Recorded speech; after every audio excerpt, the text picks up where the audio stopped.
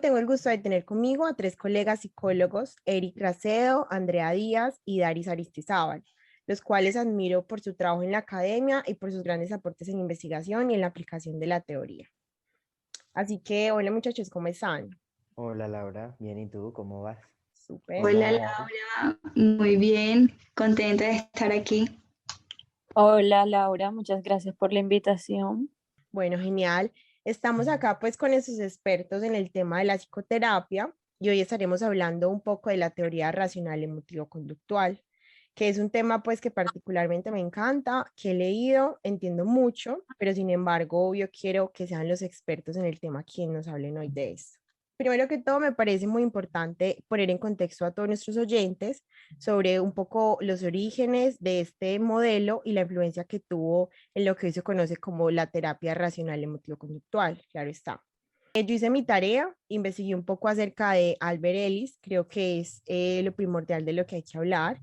Él fue uno de los psicólogos más influyentes del siglo XX y fue una de las figuras más destacadas en el ámbito psicológico por su teoría, que obviamente revolucionó los fundamentos y metodologías que hasta el momento se estaban trabajando en los problemas emocionales y psicológicos. Estuve investigando y descubrí que su trabajo comenzó a raíz de la ansiedad social que sufría y su búsqueda en el tratamiento, pues, como de ese problema de personalidad. Ya más adelante, pues, esta terapia se convirtió en la respuesta a sus problemas y se convirtió en la primera escuela importante en psicoterapia. Así que, bueno, sabiendo un poco eso y teniendo un poco ese contexto, no sé, quisiera que pronto Andrea, que es de las indicadas para hablar de esto, nos dijera a ciencia cierta qué es la teoría y cuáles son, pues, como sus metas en la aplicación. Laura, bueno, antes de que la compañera intervenga, también quisiera hacer un aporte importante en ese aspecto y es que hay que tener en cuenta que en ese momento Albert Ellis hace algo muy importante y es que rompe con esta parte psicoanalítica que había fundado el señor Freud. Y bueno, es un acontecimiento muy importante porque hasta ese entonces la teoría psicoanalítica estaba de moda y bueno, trabajaba bajo ese modelo. Así es. Bueno, como estabas diciendo, Laura, este, la red se basaba mucho con todo lo que tiene que ver con la filosofía y con el debate, ya que Ellis desde sus 16 años tuvo como un interés y un hobby con el seguimiento de lo que definía todo lo que tenía, todo lo que tiene que ver con las personas, cuando la perspectiva de cómo veían el mundo, su filosofía de la vida, a pesar pues de lo que podían estar pasando emocionalmente, como lo que a él le pasaba, ¿no? Su mayor influencia fueron los escritos filosóficos de Epíteto, Marco Aurelio y John Dewey, entre otros. Entonces esto como que se basó bastante cuando se creó la terapia racional emotiva. La RET fue una de las escuelas más importantes de la psicoterapia, ya que llegó a debatir de manera filosófica, como estaba diciendo anteriormente, como una restauración cognitiva tanto para la terapia conductual como para la terapia experimental. Uno de los principios que se emplearon con pocos métodos conductuales fue el asignar las tareas, ¿verdad?, de fomentar lo que es toda la desensibilización al usar algún tipo de método de refuerzo, como también pudo ser el entrenamiento de las habilidades. Entonces, uno de los datos curiosos de este autor fue, como estás mencionando, él estaba mucho detrás con Rogers y con Simon Freud. E incluso esto fue en los clasificados que se hacían en ese tiempo. El psicólogos clínicos y consejeros, psicoterapeutas, llegaron a considerar que él iba, digamos, detrás de ellos, pero como para el año de 1979 a 1981 se llegó a encontrar de que Ellis era el autor más citado con frecuencia en en los trabajos que se comenzaron a publicar después de 1957. Entonces se encontraron como un aproximado de 14.000 referencias de citas en las tres principales revistas psicológicas. Entonces, tomando en cuenta esta influencia de la red ha tenido sobre los profesionales de la salud mental, y sobre el público en las últimas 2 décadas. Entonces, esto quiere decir que sí ha ido y todavía es uno de los sistemas de psicoterapia que ha tenido un mayor impacto a nivel también en la terapia familiar, más influyente desde el siglo XX, ¿no? Sí, Andrea, y Ok. recuerda también que esta, esta teoría al principio fue bastante criticada por varios psicólogos y psiquiatras, porque estos decían de que era una teoría muy racionalista, pero sin embargo podemos ver que hoy en día se sigue utilizando en la psicoterapia y es algo muy importante de mencionar porque, bueno, es verdad que era bastante lógica y carecía de conocimientos científicos que hasta el día de hoy se ha podido comprobar de que es una terapia bastante funcional.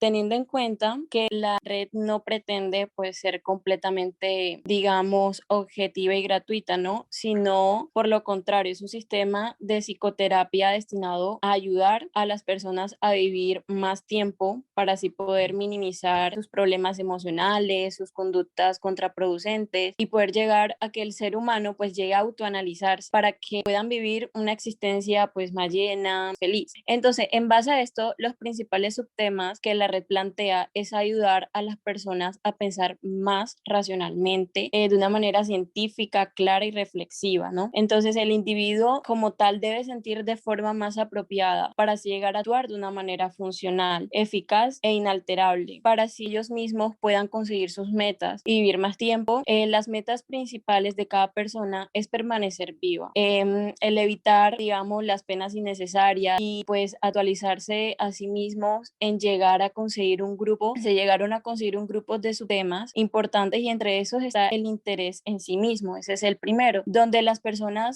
sensibles, emocionalmente sanas, tienden a interesarse en primer lugar por ellos mismos. Entonces, además que ponen sus principios e intereses al menos un poco por encima de los intereses de los demás. Y bueno, y se llega a sacrificar en cierta medida, digamos, para poder llegar a cuidarse de alguna u otra forma. Entonces, por otro lado, tenemos el interés social, que es generalmente racional y en beneficio para la mayoría de las personas, pues donde eligen vivir y disfrutar en un grupo social o en una comunidad. Y bueno, también está la dirección propia, donde el individuo sanamente tiene pues que asumir la responsabilidad de su propia vida para poder llegar a ofrecer una roción de sí mismo a los demás, en el caso pues que lleguen a necesitarlo, pues cuando estas personas se sienten bien consigo mismas y aportan una parte de sí a las personas que están en su entorno y que lo rodean. Por otro lado, tenemos lo que tiene que ver con la tolerancia, donde también las personas racionales ceden a sí mismos y también le conceden a los demás el derecho a equivocar, incluso aunque estén de una manera disgustados por su propia conducta o por la que la otra persona pudo haber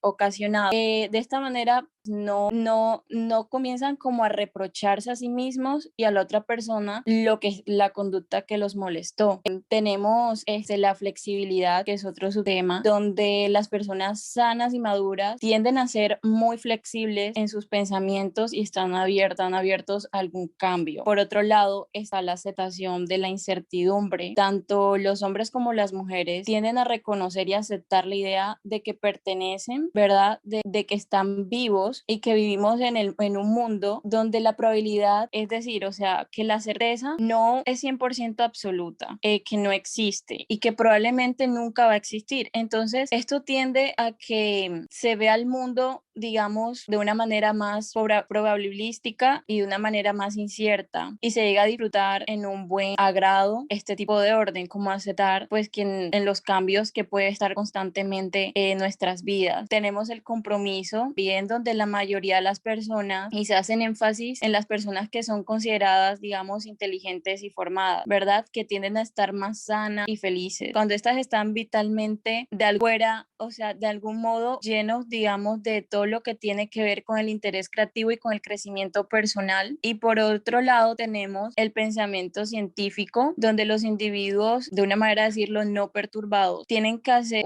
objetivos más racionales y científicos que los que sí pueden llegar a estar de una manera perturbado.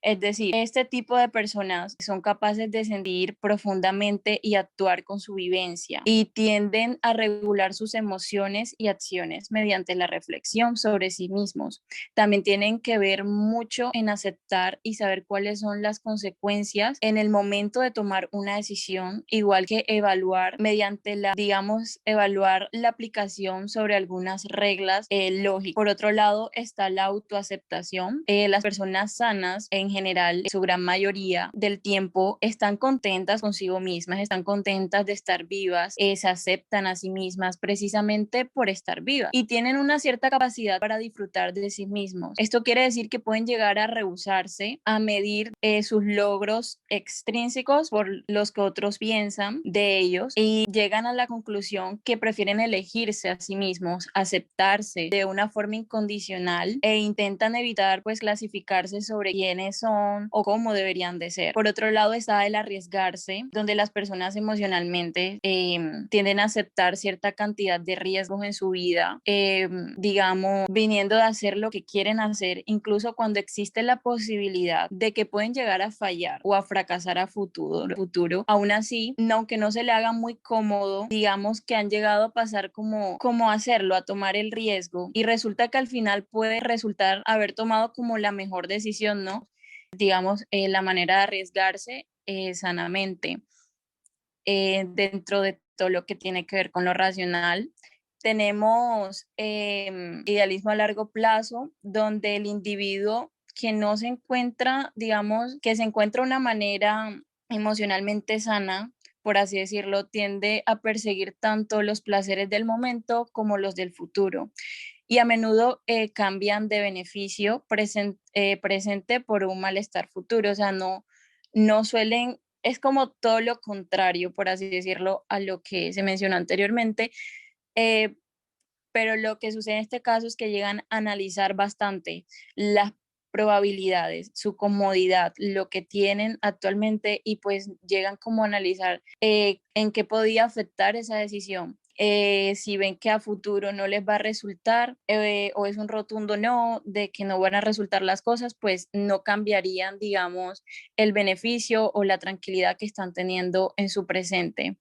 Tenemos la alta tolerancia a la frustración, donde los individuos tienden a estar de acuerdo en el cambio de las decisiones. Esto quiere decir pues que pueden llegar a cambiar, no aceptando que no se, o sea, no aceptando que se, o sea, que se pueden llegar a cambiar esas decisiones, perdón, situaciones que no se van a poder cambiar y hay otras situaciones que sí se van a poder cambiar. Entonces, aceptando esas situaciones que no se van a poder cambiar por mucho que uno pues pueda llegar a esforzarse y que hay unas que sí se pueden llegar a cambiar. Entonces, meditan entre esas dos, es aceptar lo que está sucediendo, lo que se puede hacer ante la situación que estamos pasando, que se puede llegar, qué es lo que puedo cambiar de esta situación y qué es lo que no puedo cambiar para poder aceptarlo y así poder llegar a tomar una decisión futura más razonable.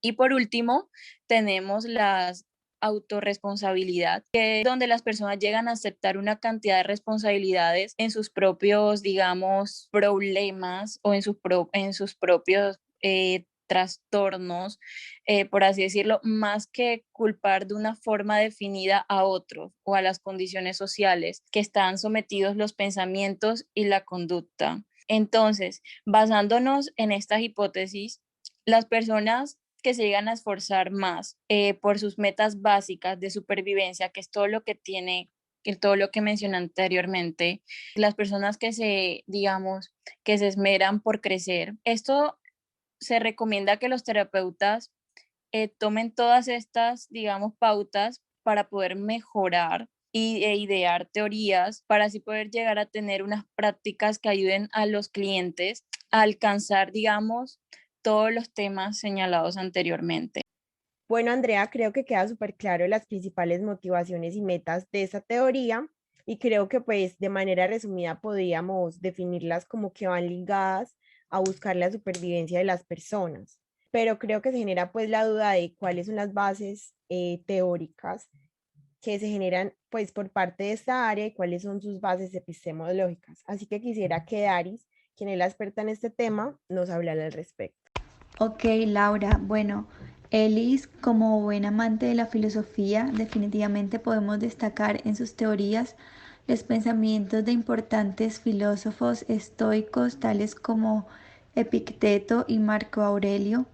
Han tenido importante punto de inspiración para su formulación inicial de la teoría, especialmente en aquella famosa frase de Epicteto que dice que los hombres no se perturban por las cosas, sino por cómo se las toman.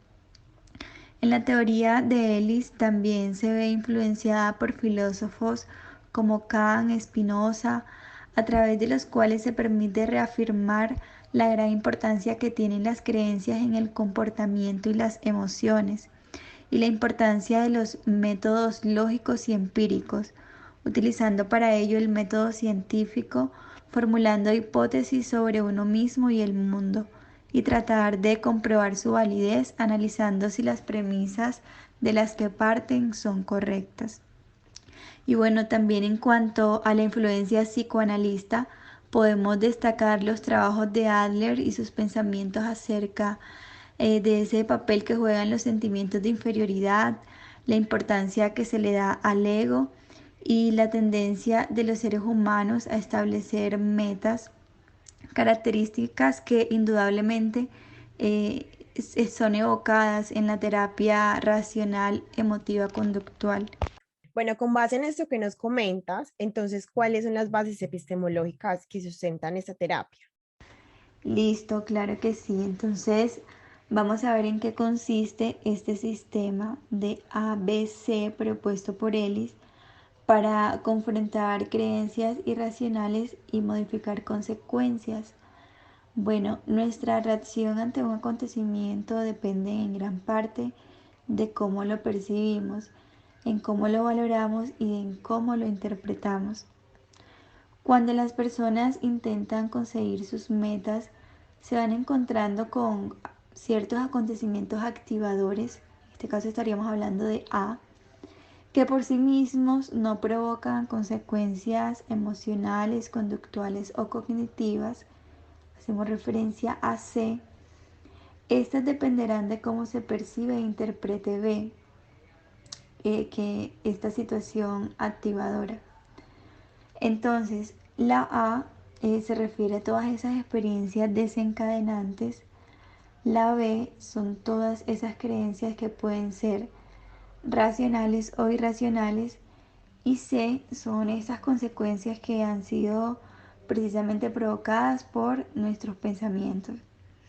Entonces, la B siempre será ese mediador fundamental entre A y C. Podría decirse entonces que las personas no pueden tener experiencias, no hablamos de experiencias, hacemos referencia a A, sin hacer interferencias, valoraciones, interpretaciones o tener creencias sobre ellas. Estaríamos hablando de B, que siempre tendrán algún tipo de consecuencias. En esta hablamos de C. Entonces, vemos claramente esta interrelación entre A, B y C, porque difícilmente se percibe, interpreta o valora, o se actúa, se siente o se piensa si no hay un elemento activador como tal. Entonces, para colocar un ejemplo súper sencillo, podríamos decir que A, que es ese elemento activador, puede ser la reprobación de un examen. B serían todos esos pensamientos tales como esto es terrible, catastrófico, el que haya reprobado en el examen, soy un inútil, no puedo soportar esta situación. Y la C como consecuencia de todos estos pensamientos sería tener sentimientos de inferioridad y tristeza. Entonces, teniendo en cuenta que el ser humano en esa teoría se considera un hombre social complejo con una tendencia natural a la consecución de metas y propósitos, creo que se genera la cuestión de conocer los principales principios teóricos que propone esta teoría. Así que quisiera que Eric que es el experto en este tema, nos hablará un poco acerca de eso.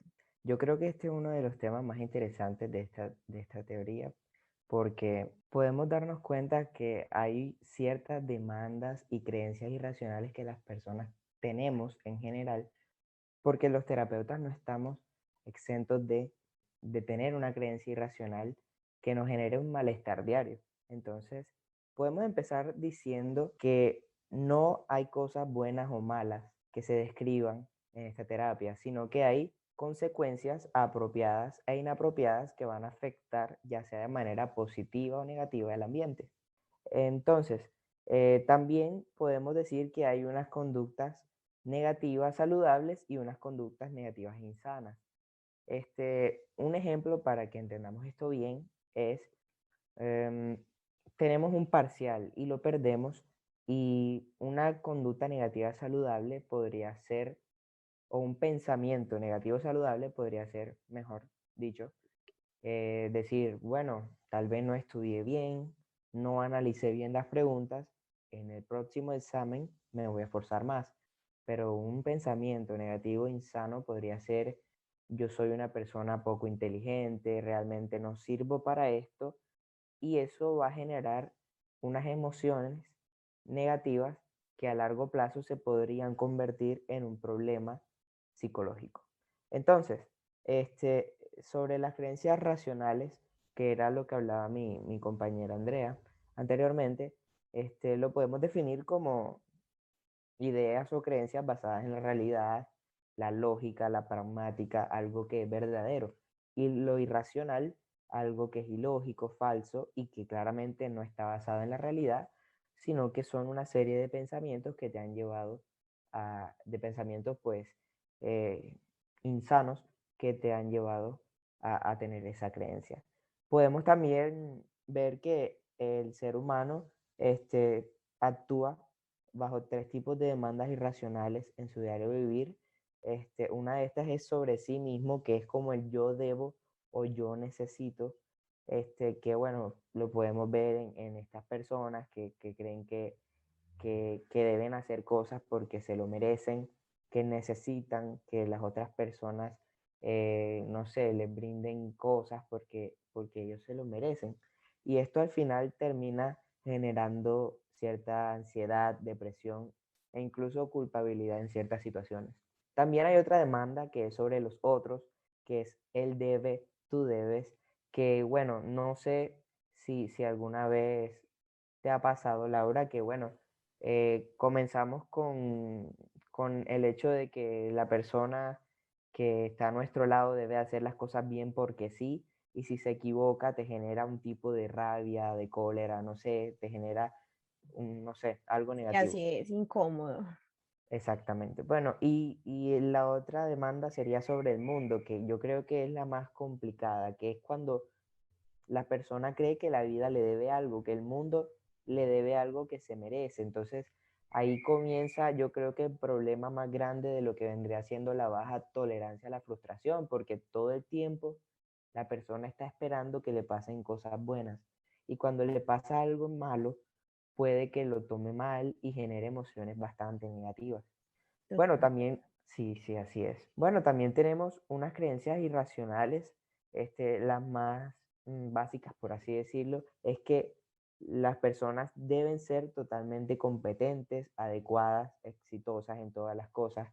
Claramente somos seres humanos y nos equivocamos, pero hay algunas personas que tienen esta creencia irracional y actúan bajo ese principio, lo que genera fatiga cuando una persona de su alrededor se equivoca.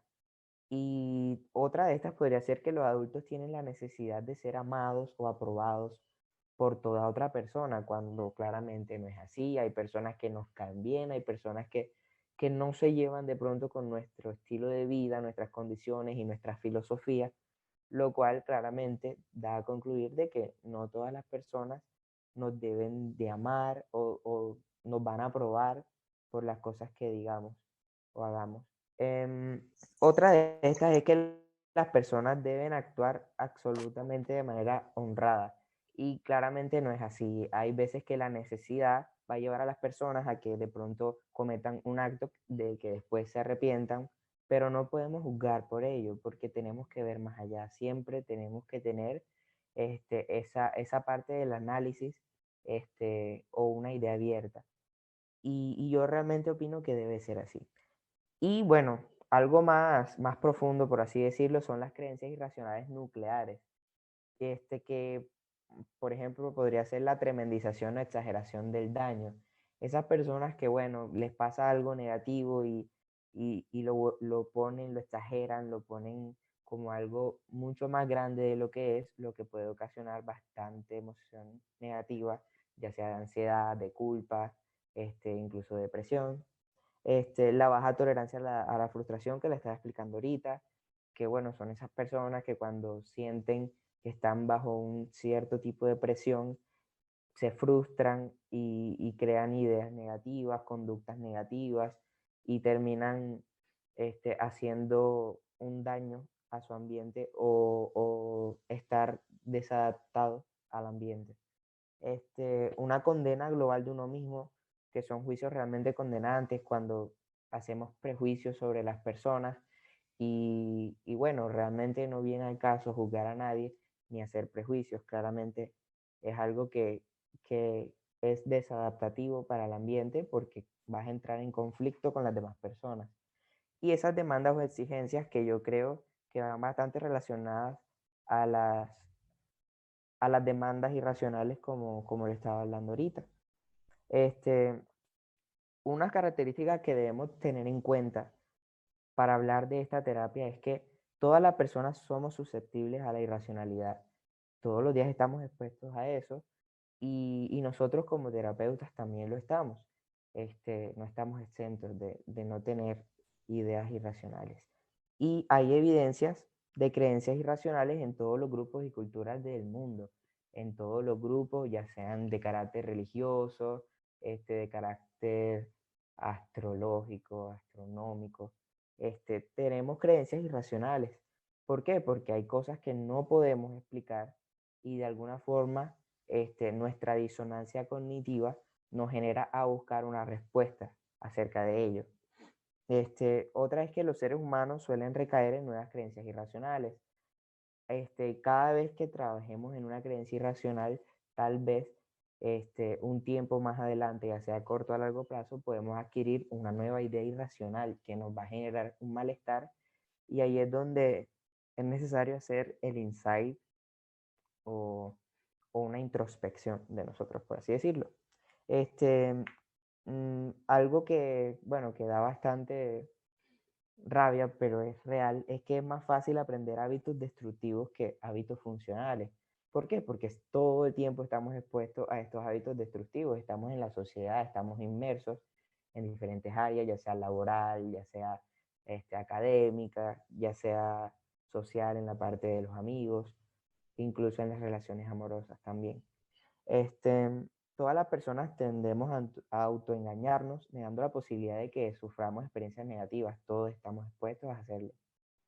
Y bueno, ya después de haber explicado esto, puedo decir que el modelo de cambio de esta terapia es que, bueno, la meta 1 es identificar lo irracional en el paciente, ya cuando estemos en consulta, y la meta 2, cambiar el pensamiento irracional por uno racional, que es lo que llamamos filosofía racional. Y el fin de esto como tal es entrenar a los pacientes acerca de sus pensamientos, buscar un pensamiento racional que no genere malestar al paciente y que no genere eventos negativos. Esa sería como toda mi intervención respecto a este tema. Ok, bueno, concluyendo un poco sobre la teoría de Eric, perdón, esperando. Bueno, podemos concluir de la teoría de la terapia racional emotivo-conductual de Albert Ellis, que dentro de sus planteamientos se recogen la concepción de que las personas tienen ciertas creencias, pensamientos e incluso expectativas que influyen en los acontecimientos y en las emociones que éstas generan, por así decirlo. Y es ahí donde trabaja la terapia racional emotiva conductual, desde los pensamientos y estas creencias irracionales para posteriormente pues generar su intervención terapéutica.